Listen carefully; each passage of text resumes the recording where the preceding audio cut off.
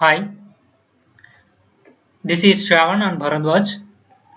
Today we are going to work on NetSim. As the name suggests, network simulator. Just open this. We can do two kinds of things in this. One is simulation and then programming. Today we are going to show you how to do Hamming code in programming type. Just open Hamming code. Sample code is already given. Just take odd parity or even parity. Give some data as you wish. And create error in some position. As each character has 8 bits, you can create an error in any position. Just give one. See here, first bit is changed. And then the redundancy bits are shown in C. Once we move on, those things will be calculated and shown in red. And finally error position is given. Now we can also program our own code and then give it as the user source code, user application, and then give the type of parity odd or even, and then data. Just create some error and then finally run. You need to get the error position where you have introduced there. Now let's see the source code that was already given by the NetSim. In this, all the things we need are already declared. First one is the original string that will be taken when we give the data, and the error string. Once we introduce the error, that value will be stored in this. And then the type of parity odd or even, length of the message, number of check bits, and then finally the error position that we need. All these things are taken from some file. Actually this is that file. Here odd is given as 1, even is taken as 2. Let's just read the input from some file which is taken as input.txt. Allocate some data to the input path and then take that data into the input path. The data in that text file is copied into the sz string and then finally copied into the sz original string. In the same way for error string also, after we give some error position, and then we need to find the number of check bits.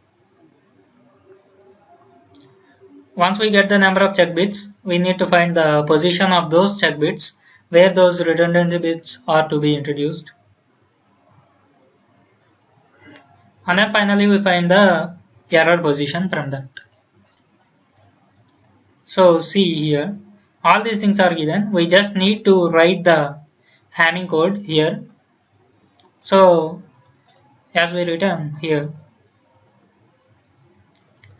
the length of the message is taken, that's sent to the number of check bits calculating function that will return as the number of check bits, and then these things will be sent to the position calculating function which will return the string where the redundancy bits are to be positioned, and then finally all these things are sent to the error calculating function that will tell the where the error position is actually.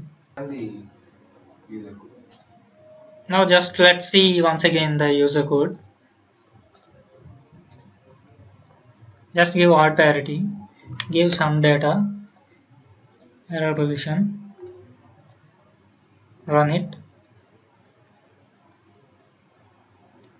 and then the redundancy bits are calculated as follows, and then it finally gives the where the error is actually.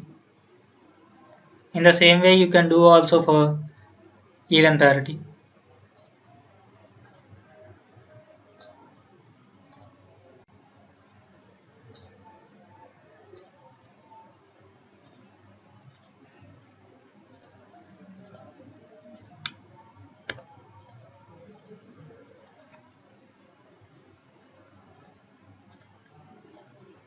Each redundancy bit is calculated and is shown in red color there, as you see. Finally, error position is calculated. Okay, thank you. Now Shravan will tell you.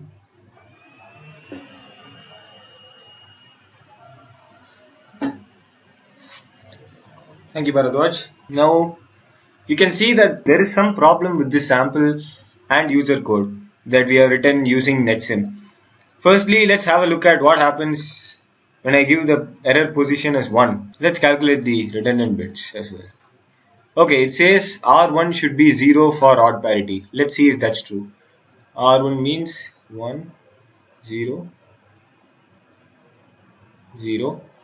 So when I find out the value of R1 using 3, 5, 7, 9 and 11th bits, after doing a modulo 2 sum, I get a value of 0. But for odd parity, the total number of ones should be odd.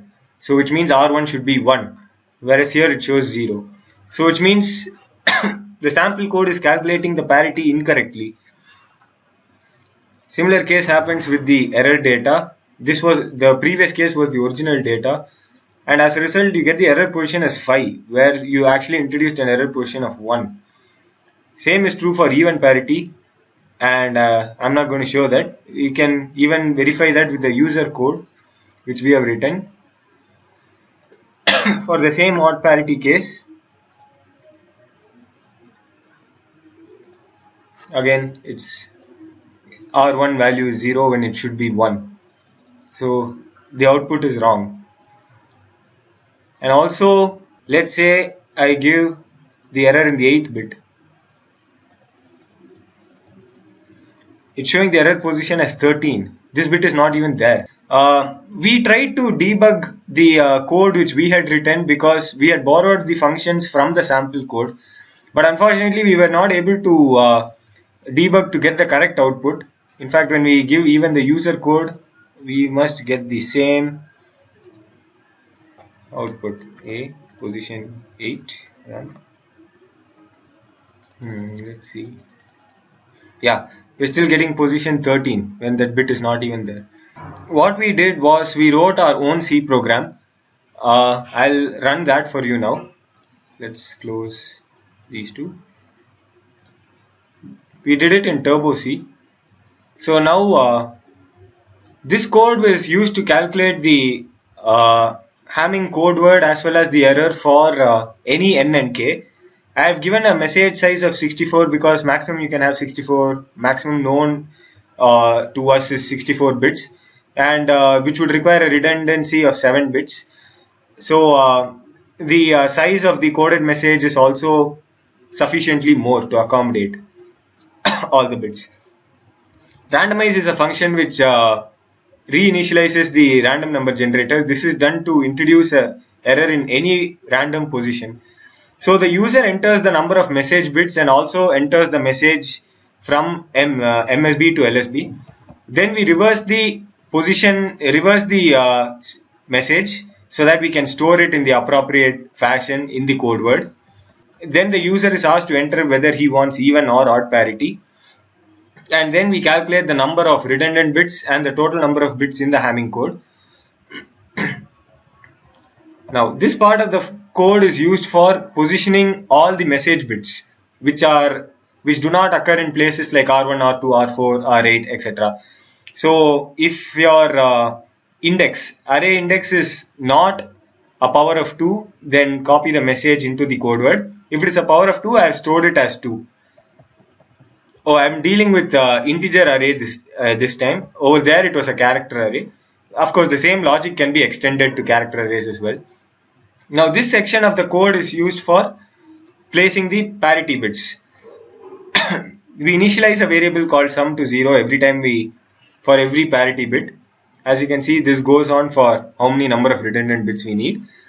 and again x is a power of 2. So this is just to jump by those many number of bits. For example, when you calculate R1, you take bit positions 1, 3, 5, 7. So you take 1 skip, 1 skip, 1 skip, like that. And similarly, when you need R2, you will take positions 2 and 3, then skip 2 bits, then 6 and 7, skip 2 bits, and so on. Now, for each starting point, you have to sum over the x number of bits. For R1, it will be 1 bit. For R2, it will be 2 bits. For R4, it will be 4 bits, and so on. But you should not exceed the total number of bits in the Hamming code, which is why I have given this condition. You do this, and if the parity is even, you do a modulo 2 division, and if the parity is odd, you add 1 to the sum and do a modulo 2 division. And finally, you assign that value of y to the position in the coded message. And finally, you get the transmitted code sequence. So far, this coded message of I is the Hamming code of the original message. Now, using the random function, we introduce a 1-bit error at a random position. Now, I have given n+1 to accommodate the n states which are available for error. In that, you have 0 to n-1 positions of the array where 1-bit error can be introduced, plus one case where no error is present at all.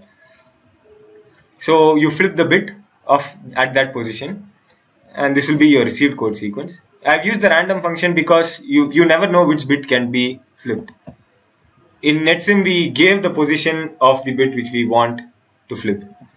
Now, decoding is again similar to the encoding process, where instead these set of loops are to be interpreted as extracting the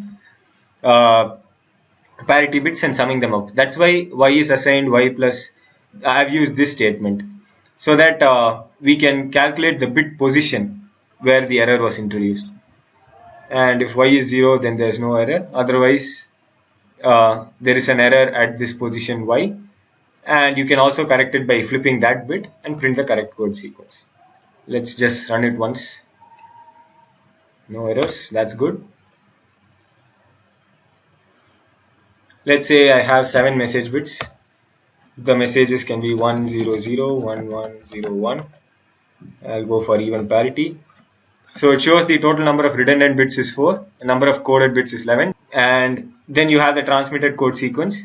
As you can see, the second bit has been flipped, second bit from the LSB, that is from the right hand side.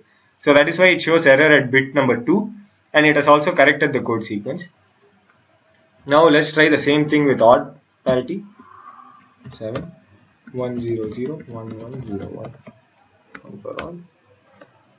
You can see that the code word is different, and now you can also see that the error position has changed to bit number 7 from the right hand side. And this code has also been able to correct the error. So this is the property of Hamming code. Because the minimum distance of the Hamming code is 3, it can correct up to single errors. So thank you.